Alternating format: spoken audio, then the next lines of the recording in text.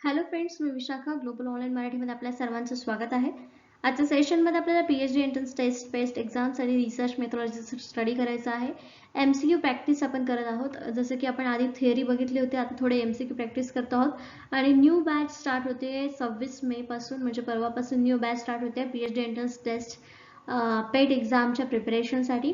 So आपण तेव्हापासून परत एकदा थिअरी स्टार्ट करणार आहोत. So let start with the today's session with MCQ practice. Session start करण्यापूर्वी एक इम्पॉर्टंट सूचना किंवा संधी आहे. त्या स्टुडंटसाठी जे स्टुडंट्स यावर्षीची एक्झाम टार्गेट करत आहेत, PhD एंट्रन्स एक्झाम टार्गेट करणाऱ्या स्टुडंट्ससाठी, जसं की आपल्याला माहिती आहे 50% सिलेबस हा पूर्णपणे रिसर्च मेथॉलॉजीवर असतो कुठल्याही पेट एक्झामसाठी. तसंच या पेट एक्झामचा म्हणजे SGBA युनिव्हर्सिटीचा देखील पॅटर्न जो आहे तो 50% रिसर्च मेथॉलॉजीवरचा आहे. तर त्यासाठी आम्ही एक फुल कोर्स घेऊन आलो आहोत, जो तुम्हाला गॅरंटीड सिलेक्शन मिळवून देणार आहे. या फुल कोर्समध्ये आम्ही तुम्हाला मिळवून देणार आहे संपूर्ण अभ्यासक्रम, मॉक टेस्ट, संपूर्ण अभ्यासक्रमावरील notes, video lectures plus live lectures, त्याच्यानंतर 1500 प्लस MCQ PDF सरावासाठी. सराव सगळ्यात आवश्यक असतो तुमचा स्टडी झाल्यानंतर, त्यासाठी ही PDF देखील त्याच्यामध्ये इन्क्लूड करण्यात आलेली आहे.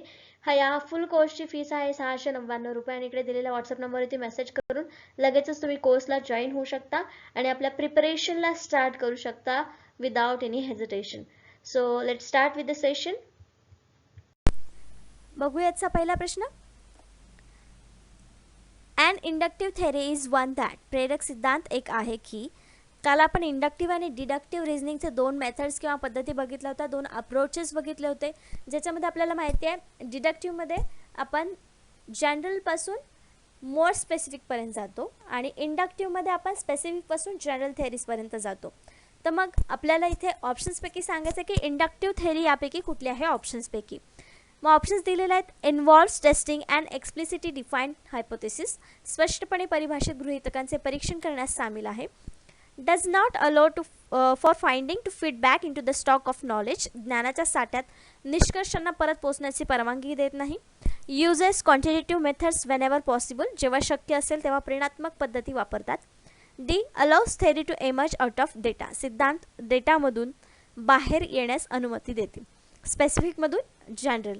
तर इथं आपला इंडक्टिव्ह थेरी मिळते आहे, म्हणजे आपल्याला ऑप्शन डी मध्ये इथे आपल्याला करेक्ट आन्सर मिळतं आहे की सिद्धांत डेटामधून बाहेर येण्यास अनुमती देते. म्हणजे डेटा जो आपण गोळा केलेला आहे त्याच्यातून मोर स्पेसिफिक थेरी निर्माण होते. इंडक्टिव्ह थेरी इथे आपल्याला दिसते, म्हणून आपलं करेक्ट आन्सर इथे आहे D allows theory to emerge out of data. त्याचं एक्सप्लेनेशन कसं असेल आपण बघूया. In logic, we often refer to the two broad methods of reasoning as the deductive and inductive approaches. जे आपण बघितले ते deductive and inductive approaches. Deductive reasoning works from more general to the more specific, general to specific. Inductive reasoning works the other way, moving from specific observation to the broader generalization of theories. जसे की आपल्याला question मध्ये विचारलं, म्हणजे जे options correct आलं होतं आपलं, त्याच्यामध्ये डेटामधून आपण थेअरी काढणार आहोत, म्हणजे मोर स्पेसिफिक जनरलायझेशन करणार आहोत डेटामधून. मग इथं आपलं काय असणार आहे, इंडक्टिव्ह रिझनिंग असणार आहे. इंडक्टिव्ह थेअरी आपल्याला काढायची होती क्वेश्चनमध्ये आणि ते आपल्याला चौथ्या ऑप्शनमध्ये क्लिअरपणे मिळालं होतं, म्हणून आपला चौथं ऑप्शन जे होतं डी ते करेक्ट आन्सर होतं. नेक्स्ट क्वेश्चन बघूयाचा सेकंड नंबरचा. What is the epistemological position held by the पॉझिटिव्हिस्टद्वारे तात्विक स्थिती याला काय म्हणतात किंवा ज्ञानमीमांसा स्थितीला काय म्हणतात. तर एपिस्टेमॉलॉजी म्हणजे काय आपण सुरुवातीला समजून घेऊया. एपिस्टेमॉलॉजी म्हणजे एखाद्या ज्ञानावरती, म्हणजे एखाद्या विषयी खूप बेसला जाऊन आपण आणखीन माहिती घेतो किंवा त्याचा सोर्स शोधतो किंवा त्याच्याबद्दल आणखीन माहिती मिळवण्यासाठी प्रयत्न करतो, त्यालाच आपण एपिस्टेमॉलॉजी असं म्हणू शकतो. तर त्या एपिस्टेमॉलॉजीचं पोझिशन पॉझिटिव्हिस्ट जे आहेत त्यांचं काय म्हणणं आहे किंवा त्याला काय म्हणतात हे आपल्याला सांगायचं आहे. ऑप्शन्स आहेत. There is no substitute for in depth hermeneutic understanding of society. समाजाचा सखोल हार्मोनेटिक समजण्याला पर्याय नाही. Scientific research should be based on value free empirical observation. वैज्ञानिक संशोधन मूल्यमुक्त अनुभवजन्य निरीक्षणावर आधारित असावे. Events and discourses in social world prevents us from having direct knowledge of natural order. सामाजिक जगातील घटना आणि प्रवचन आपल्याला नैसर्गिक ऑर्डरचे थेट ज्ञान घेण्यापासून प्रतिबंधित करतात. It is important to remain optimistic about our research even when things go wrong. गोष्टी चुकीच्या झाल्या तरीही आपल्या संशोधनाबद्दल आशावादी राहणे महत्त्वाचे आहे. तर यापैकी कुठली गोष्ट आपल्याला जास्त पॉझिटिव्ह वाटते आहे, तर तेच आपल्या पॉझिटिव्हिस्टचं म्हणणं आहे किंवा त्यांचं पोझिशन जे आहे तीच आहे. तर यामधलं बी ऑप्शन जे आहे ते आहे scientific research should be based on value free empirical observation, म्हणजे मूल्यमुक्त असावा आणि अनुभवजन्य निरीक्षणावर आधारित असावं. त्यातूनच आपल्याला योग्य माहिती मिळेल आणि जे आपल्याकडे ऑलरेडी माहिती आहे त्याच्यावरचा आणखीन क्लिअर नॉलेज आपल्याला मिळेल. मग ऑप्शन बी जे आहे तेच आपलं करेक्ट आन्सर आहे की scientific research should be based on value free empirical observation. तर what is epistemological position held by positivist? That is scientific research should be based on value free empirical observation. तर हे आपल्याला सतत लक्षात राहावं म्हणून मी हे वाक्य 2-3 वेळेस रिपीट करते की आपल्याला कुठली पॉझिटिव्हिस्ट पोझिशन हेल्ड केली जाते एपिस्टेमॉलॉजिकलमध्ये.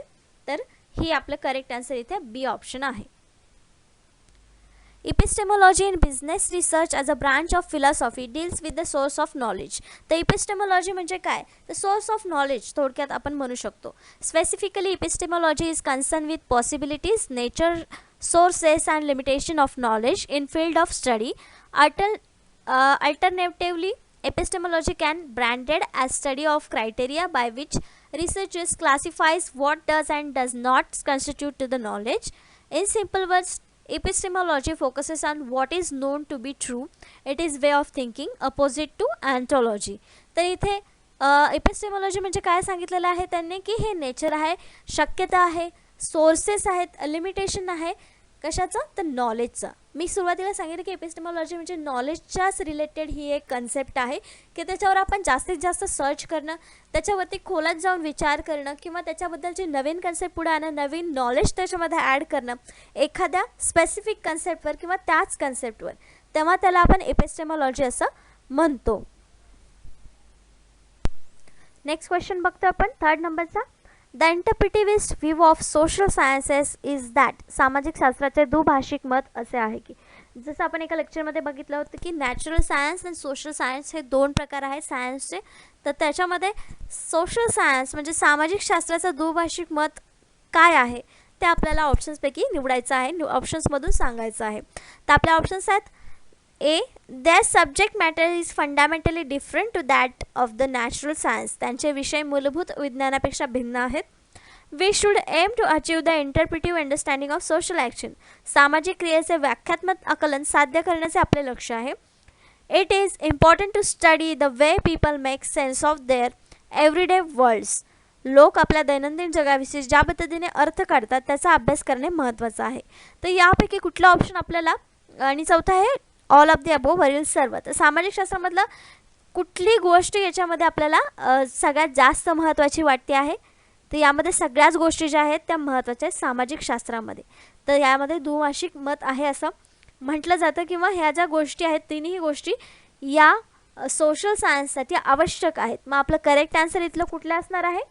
D, all of the above वरील सर्व ज्या गोष्टी आहेत त्याच्यामध्ये दुभाषिक मत आहे सामाजिक शास्त्राविषयी.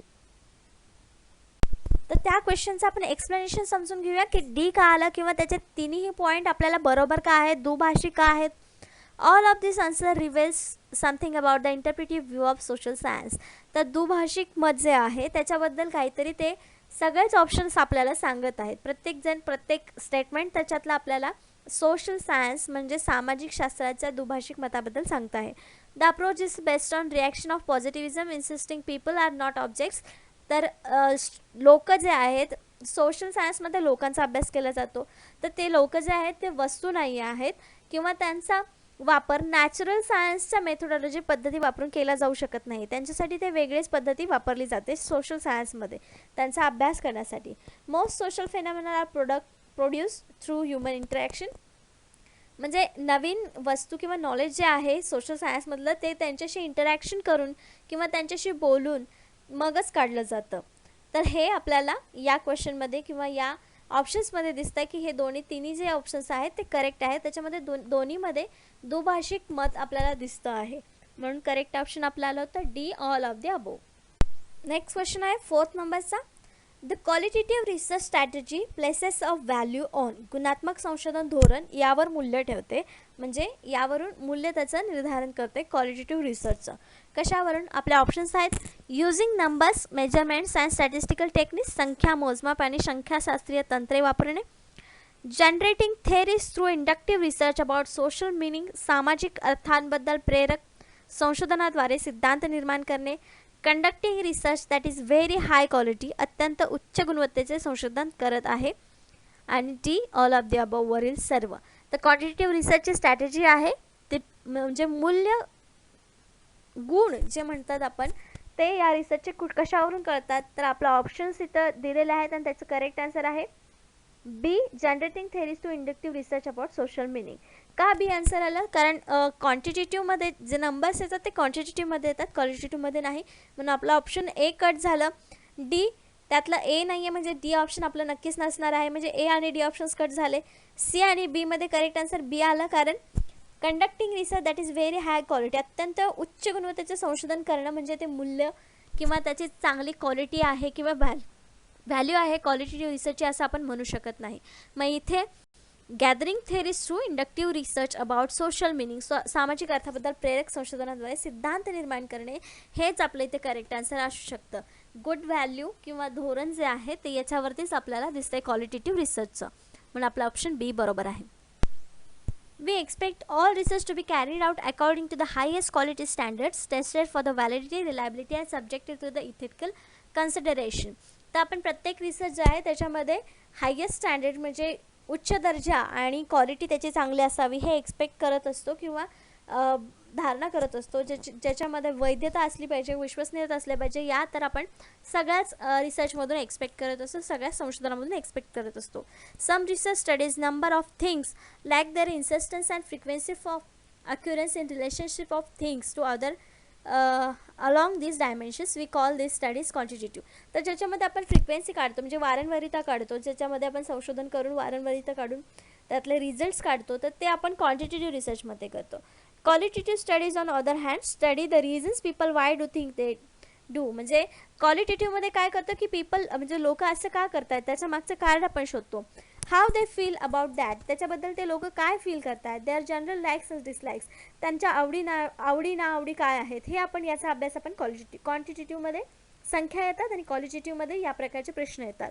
The problem is that quantitative studies frequently are interested in how many people feel the same way about something, and qualitative studies might want to show what percentage of respondents indicates particular feelings. For example, तर त्यांनी काय सांगितलेलं आहे, quantitative आणि क्वालिटेटिव्हमधला difference सांगितलेला आहे. क्वालिटेटिव्हमध्ये असं दिलेलं आहे की किती लोक एक सेम फिलिंग एक्सप्रेस करतात किंवा सेम फिलिंग सगळ्या लोकांना येते. नंबर जो आहे तो क्वांटिटेटिव्हमध्ये. तर क्वालिटेटिव्हमध्ये काय येणार आहे की सेम फिलिंग किती % लोक करत आहेत. हा क्वेश्चन रिसर्चचा प्रॉब्लेम जो असेल तो असेल क्वालिटेटिव्हचा. तर एक्झाम्पल दिले, the real difference between them is more likely to be found in their underlying research orientation with quantitative approaches being associated with the positivism and objectivism and qualitativism approaches link to interpretive and constructivism. तर आपल्याला असं दिलेलं आहे. तर example त्यांनी जे दिलं होतं की क्वांटिटेटिव्ह काय आहे, एकच उदाहरण दिलं होतं की सेम फिलिंग असणारे किती लोक आहेत हे येणार क्वांटिटेटिव्हचा विषय, आणि ती फिलिंग किती % लोकांना आहे, एक फिलिंग किती % लोकांना आहे, हा झाला आपला क्वालिटेटिव्हचा रिसर्च. त्याच्यामध्ये आपल्याला क्वांटिटेटिव्ह काय रिसर्च म्हणजे कुठला आणि क्वालिटेटिव्ह रिसर्च म्हणजे कुठला आहे हे क्लिअर झालेलं असावं. नेक्स्ट क्वेश्चन आहे 5th नंबरचा, which of the following is an example of value free research. खालीलपैकी कोणते मूल्यमुक्त संशोधनाचे उदाहरण आहेत. लास्ट क्वेश्चनमध्ये आपण एक बघितलं आहे की मूल्यमुक्त संशोधन असावं, एक्सपिरियन्स बेस म्हणजे ऑब्झर्वेशन बेसवर रिसर्च असावं. तर तेच व्हॅल्यू फ्री रिसर्चचं उदाहरण कोणतं आहे ते आपल्याला सांगायचं आहे. ऑप्शन्स दिलेले आहेत, कॉन्शियस पार्शलिटी, जाणीव पक्षपात, सिम्पथी फॉर द अंडरडॉगसाठी सहानुभूती, अनस्ट्रक्चर्ड इंटरव्ह्यूइंग, रचना नसलेली मुलाखत. व्हॅल्यू फ्री रिसर्च काय असेल यातलं उदाहरण द्यायचं आहे. त्याचं करेक्ट आन्सर जे आहे ते आहे D, none of the above, वरीलपैकी काहीही नाही.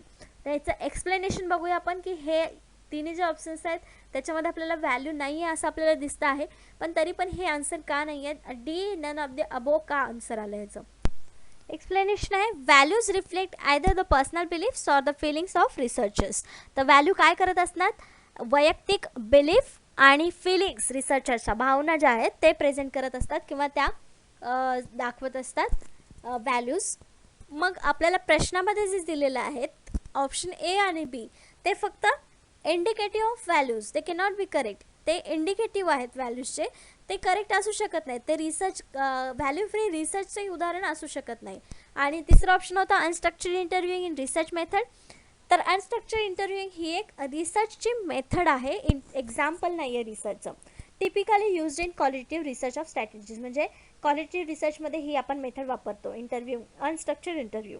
But method by itself cannot be regarded as value free value added. म्हणजे जे मेथड आहे ती कधी व्हॅल्यू फ्री किंवा व्हॅल्यू ॲडेड असू शकत नाही. So must be incorrect. Making answer D is correct by default. म्हणजे त्यांनी सांगितलेलं आहे की मग हे तिन्ही ऑप्शन जर करेक्ट नसतील तर आपल्याला by default D option correct आहे असे म्हणावं लागेल. Can there be such thing as value free research might have been. म्हणजे असा प्रश्न आहे की व्हॅल्यू फ्री रिसर्च अशी कन्सेप्ट आली आहे, कन्सेप्ट असेल पण त्यामध्ये अजून व्हॅल्यू फ्री रिसर्च असा एखादा उदाहरण आपल्याला देता येणार नाही. असा क्वेश्चन अजून समोर आलेला नाही आहे असं आपण सांगू शकतो. नेक्स्ट क्वेश्चन आहे 6 नंबरचा. An important practical issue to consider when designing a research project is. संशोधन प्रकल्पाची आखणी करताना एक महत्त्वाचा व्यावहारिक मुद्दा विचारात घ्यावा लागतो. तो मुद्दा कुठला? आपले ऑप्शन्स आहेत. Which theoretical perspective you find most interesting. कोणता सैद्धांतिक दृष्टिकोन आपल्याला सर्वात मनोरंजक वाटतो तो. हा व्यावहारिक मुद्दा झाला का? नाही. मग आपला करेक्ट आन्सर इथे हे नसणार आहे. Whether or not you have time to retire the bathroom first. आपल्याला प्रथम स्नानगृह टेकवण्याची वेळ आहे की नाही हे विचार करायचे. हा महत्त्वाचा मुद्दा आहे का संशोधन प्रकल्पाची आखणी करताना? नाही. See how much time and money you have to conduct the research. आपल्याकडे संशोधन करण्यासाठी किती वेळ आणि पैसा आहे. आणि D which colour of ring binder to present your work in. आपले कार्य सादर करण्यासाठी रिंग बाइंडरचा कोणता रंग हवा आहे किंवा कोणता रंग आहे हे महत्त्वाचे मुद्दे आहेत का? तर ए, बी आणि डी वाचल्यानंतर आपल्याला लगेच लक्षात येईल की व्यावहारिक मुद्दा हा नाही. व्यावहारिक मुद्दा आपल्याला सी ऑप्शनमध्ये दिसतोय. एक पैसा दिसतो आहे आणि वेळ दिसतो आहे. मग आपल्याला करेक्ट ऑप्शन देखील तेच आहे. How much time and money you have to conduct हा विचाराचा मुद्दा जो आहे तो आपल्याला संशोधन प्रकल्पाची आखणी करताना लक्षात ठेवावा लागतो. हा एक महत्त्वाचा मुद्दा आहे. म्हणून आपलं करेक्ट आन्सर इथं सी आलेला आहे. तर त्याचा आन्सर हे कसं आलं आपण एक्सप्लेन करूया. It's ability to force us to transcend the constant impose by the scarcity of time and money.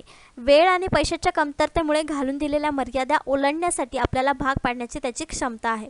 At the outset we might persuade ourselves to tackle something we can achieve well even if it is not very exciting. जरी interesting नसेल, exciting नसेल तरीसुद्धा आपण त्याच्यामध्ये काहीतरी achieve करण्यासाठी जेव्हा प्रयत्न करतो तेव्हा त्यातून चांगलं काहीतरी आपल्याला मिळतं.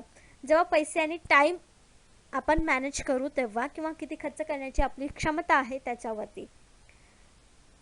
Rather than producing poor research on fascinating or important topic. Furthermore, we will force to consider target population and the likelihood of being able to construct probability samples. Practicality have to do with how you would implement your theoretical approach and the color of ring blender, while the certainty and important issue is an aesthetic choice. म्हणजे आपल्याला इथे सांगितलेलं आहे की जिथं रंग वगैरे विचारतात तर ते जे आहे ना तर तो रंग वगैरे जे सौंदर्य म्हणजे खुलवण्यासाठी किंवा सजावटीसाठीचा आहे. पण सर्वात पहिला जो पॉईंट आहे आपल्याला संशोधनाचा आराखडा तयार करण्यासाठी लागणार आहे तो आपल्याला टाईम किती आहे, आपण त्याच्यासाठी टाईम किती देणार आहे आणि मनी किती लागणार आहे हा व्यावहारिक मुद्दा आपल्याला तिथे लक्षात घेतला पाहिजे. म्हणून आपलं करेक्ट आन्सर हे आलं होतं. नेक्स्ट क्वेश्चन आहे 7th नंबरचा. The constructionist ontological position suggest that.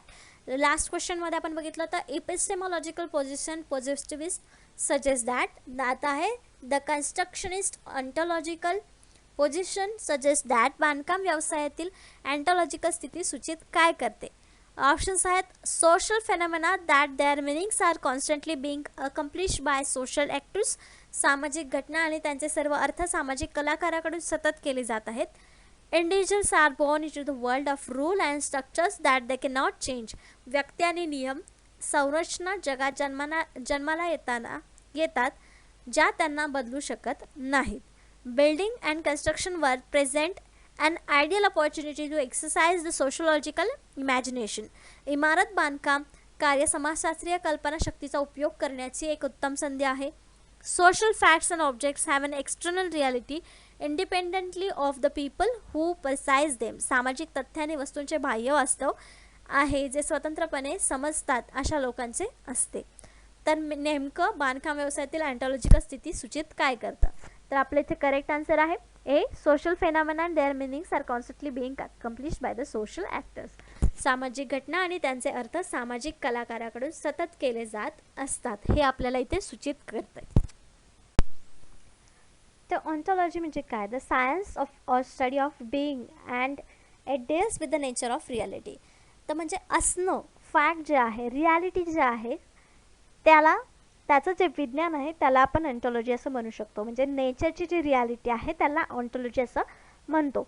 ऑन्टॉलॉजी is a system of beliefs that reflects and interpretation by the individuals about the what constitutes a fact. म्हणजे जे काय फॅक्ट आहे त्याच्याबद्दलचे जे विश्वास आहे, त्याच्याबद्दलचे जे नॉलेज आहे, त्या सर्वाला आपण ऑन्टॉलॉजी असं म्हणू शकतो किंवा ऑन्टॉलॉजी असं म्हणतात.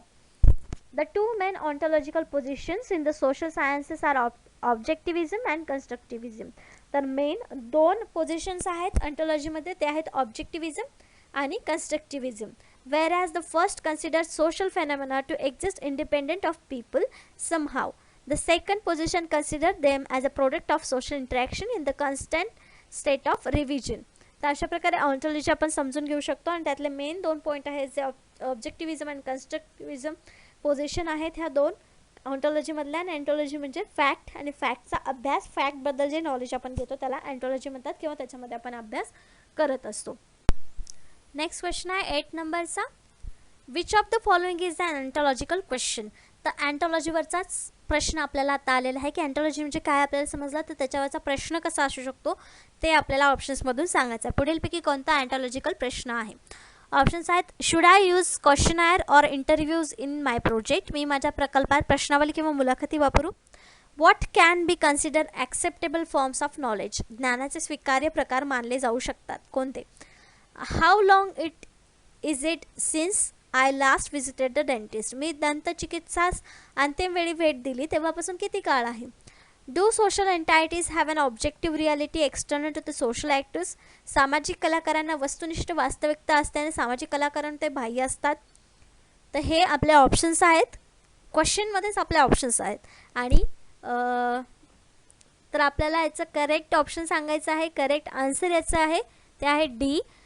कारण त्याच्यामध्ये आपल्याला आपण बघितलं की ऑन्टॉलॉजी म्हणजे काय, फॅक्ट, आणि फॅक्टवरती रियालिटी आपल्याला प्रश्न विचारलेले असतात. मग याच्यावरती आपल्याला काय विचारलेलं आहे? Reality. Do social entities have an objective reality external to social actors. याच्यामध्ये या प्रश्नामध्ये आपल्याला मिळतं आहे काहीतरी रियालिटी जे आहे त्याच्यावरती प्रश्न विचारलेला आहे किंवा त्यातून जे आन्सर मिळणार आहे ते रियालिटी असणार आहे. म्हणून इथे हा जो क्वेश्चन आहे तो आहे ऑन्टॉलॉजिकल क्वेश्चन. त्याचं एक्सप्लेनेशन कसं देऊ शकतो आपण? Ontology the first branch is ontology or the study of being. Being म्हणजे असणं, कशाचा? असण्याचा अभ्यास म्हणजे ऑन्टॉलॉजी असं आपण थोडक्यात म्हणू शकतो. Which is concern with what actually exist in the world about which human can acquire knowledge. म्हणजे जगामध्ये काय आहे याच्याबद्दल अभ्यास करणं, त्याच्याबद्दल नॉलेज घेणं म्हणजे ontology. Ontology help researchers recognise how certain they can be about nature and existence of the object they are researching. ज्या गोष्टीबद्दल ते रिसर्च करतात त्या गोष्टी कशा अस्तित्वात आल्या किंवा त्याचं अस्तित्व काय आहे याबद्दलचं जे नॉलेज असतं ते ऑन्टॉलॉजीमध्ये आपल्याला मिळतं. When we ask deep question about what is nature of the universe, or is there a God, or what happens to us when we die, or what principle govern the properties of matter, we are asking inherently ontological questions. तर हे रियालिटीवरती questions आहेत, रियालिटीशी related आहेत, फॅक्टशी related आहेत. म्हणून हे जे questions आहेत ते ऑन्टॉलॉजिकल क्वेश्चन्स आहेत. हे एक्झाम्पल दिलेले आहेत आपल्याला ऑन्टॉलॉजिकल क्वेश्चन्स कसे असू शकतात. म्हणून आपलं करेक्ट आन्सर तिथे डी आलं होतं जे आपल्याला रियालिटीवरती क्वेश्चन विचारला होता. नेक्स्ट क्वेश्चन आहे 9th नंबरचा. What is the grand theory. Grand theory म्हणजे काय आपल्याला सांगायचं आहे. तर थोडक्यात ग्रँड थेअरी म्हणजे काय की एखाद्या गोष्टीबद्दल, फेनॉमेनाबद्दल, पर्टिक्युलर गोष्टीबद्दल जास्त माहिती आपल्याला मिळणं म्हणजे ग्रँड थेअरी असं आपण म्हणू शकतो थोडक्यामध्ये. तर क्वेश्चन ऑप्शन्समध्ये काय दिलेलं आपण बघूया. One that was propose by one of the major theorist in the sociological tradition. सामाजिक शास्त्रातील परंपरेतील प्रमुख सिद्धांतापैकी एकाने हा प्रस्ताव मांडला होता. One that is highly abstract and makes broad generalisation about the social world. एक अत्यंत मूर्त आणि सामाजिक जगाबद्दल व्यापक सामान्यीकरण करते. And intermediate level explanation of observe regularities. निरीक्षण नियमितपणाचे दरम्यानचे पातळीचे स्पष्टीकरण करतं. A particularly satisfactory theory that makes the researcher feel happy. एक विशेषतः समाधानकारक सिद्धांत ज्यामुळे संशोधकास आनंद होतो. त्याचं करेक्ट आन्सर आहे B, one that is highly abstract and make broad generalisation about social world.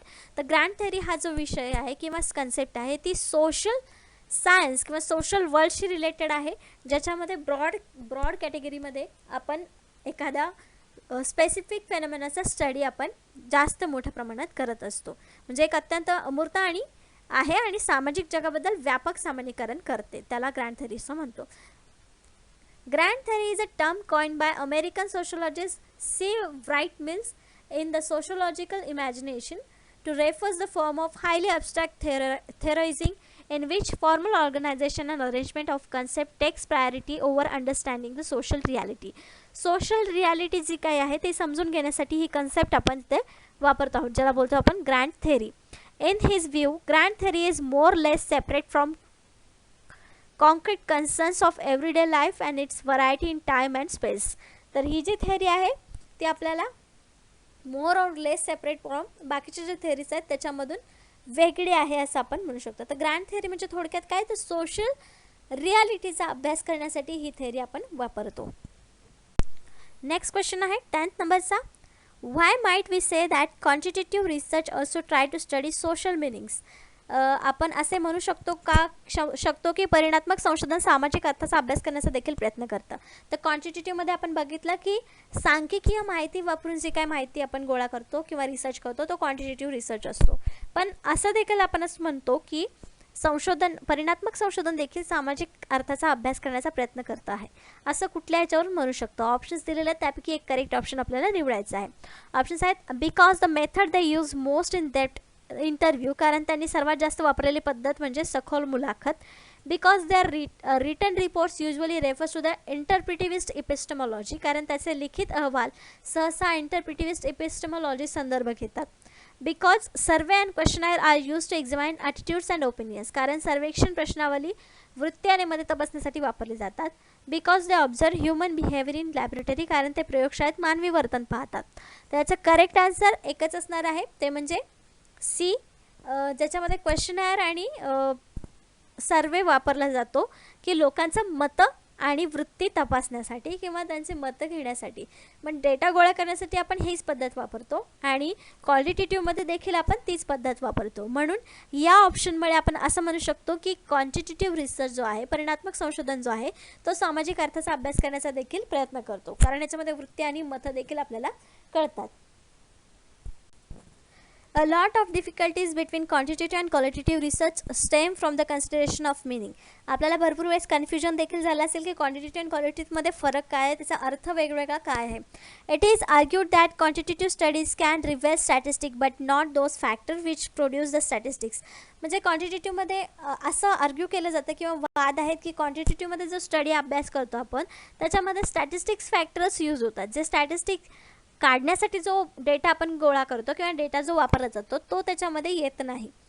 Furthermore although what things are had what they mean fundamentally different, म्हणजे जे काय आहे आणि ज्याचे काय आपण त्याचा अर्थ निघतो ह्या दोन्ही गोष्टी मूलतः वेगळ्या आहेत.